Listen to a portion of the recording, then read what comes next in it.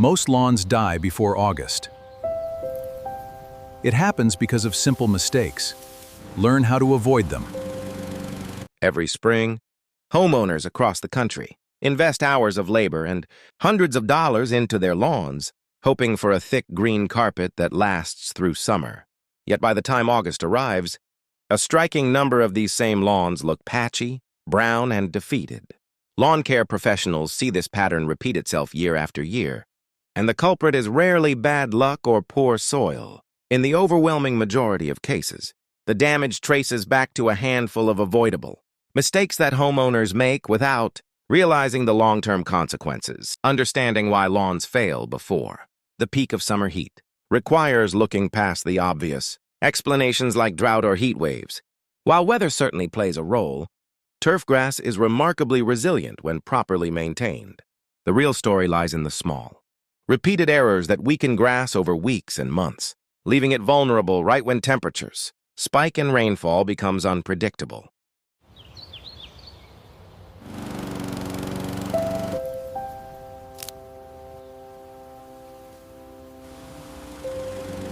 Mistake 1. Mowing too short. Perhaps the single most damaging habit is cutting grass too short, a practice often called scalping. Many homeowners believe that mowing low means fewer trips behind the mower. But this logic backfires dramatically. Grass blades are the plant's food production system, converting sunlight into energy through photosynthesis. When blades are cut too short, the plant has less surface area to produce energy, forcing it to draw on root reserves just to survive. Shorter grass also means shorter, shallower root systems. Turfgrass roots generally grow in proportion to the height of the blades above ground. A lawn kept at 2 inches will develop a much shallower root system than one maintained at 3.5 or 4 inches. Shallow roots cannot reach the deeper soil, moisture that becomes critical during the dry stretches of early summer. By the time June and July arrive, a scalped lawn is already operating with a severe handicap, and it often collapses under heat, stress that a properly mowed lawn would shrug off entirely.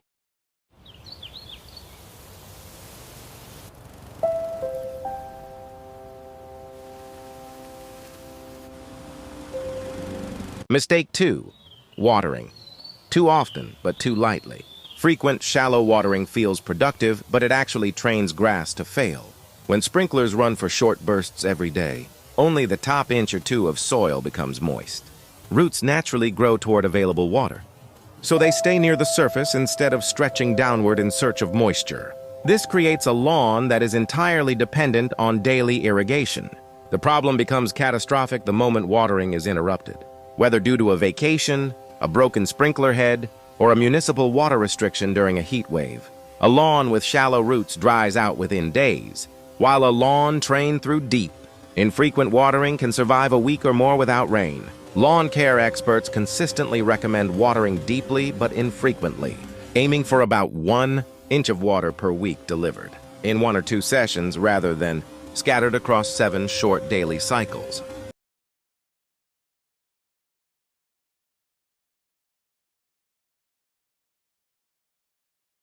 Mistake 3. Ignoring soil compaction. Soil compaction is an invisible killer that many homeowners never think to address. Over time, foot traffic, children playing, pets running, and even repeated mowing compress the soil particles together, squeezing out the air pockets that grass roots need to breathe and expand. Compacted soil also prevents water from penetrating effectively, causing it to run off or pool on the surface instead of soaking down to the root zone. The visible symptoms of compaction often appear as thinning patches in high-traffic areas, standing water after rain, or a lawn that feels unusually hard underfoot. Left untreated, compacted soil essentially suffocates the root system, and by midsummer, these areas are typically the first to turn brown and die.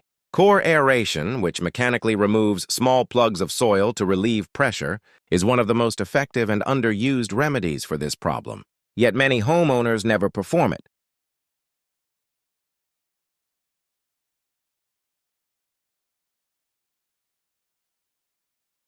Mistake 4. Fertilizing at the wrong time or in the wrong amount. Fertilizer can be a powerful tool for lawn health, but timing and quantity matter enormously.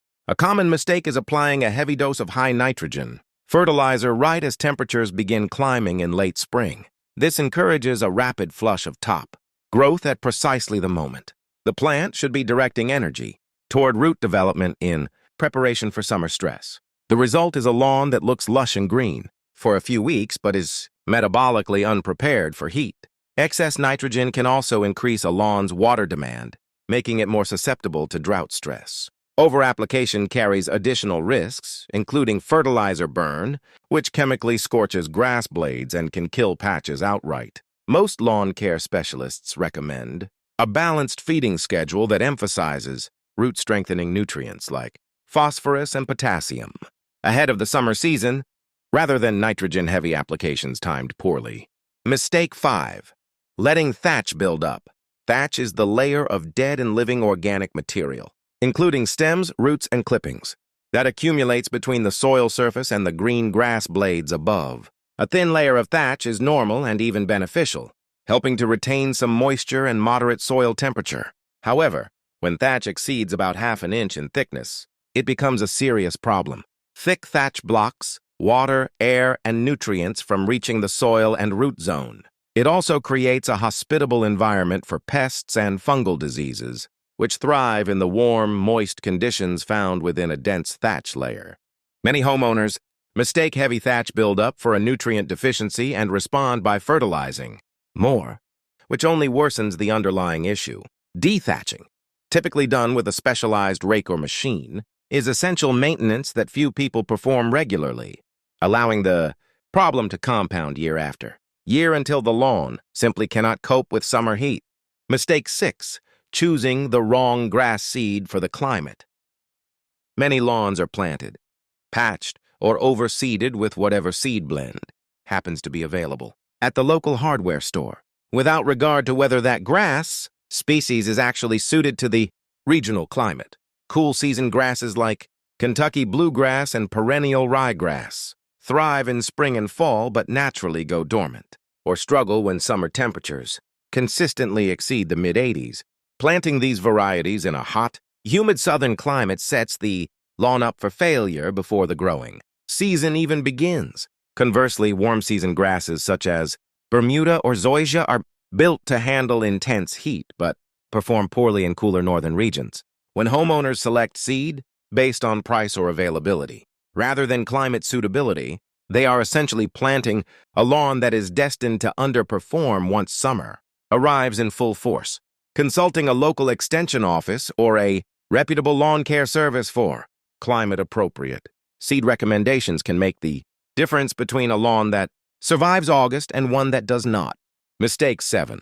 Neglecting early signs of pests and disease. By the time large brown patches appear in a lawn, the underlying pest or fungal problem has often been developing for weeks. Grubs, chinch bugs, and various fungal diseases, like brown patch or dollar spot, typically start small and spread gradually.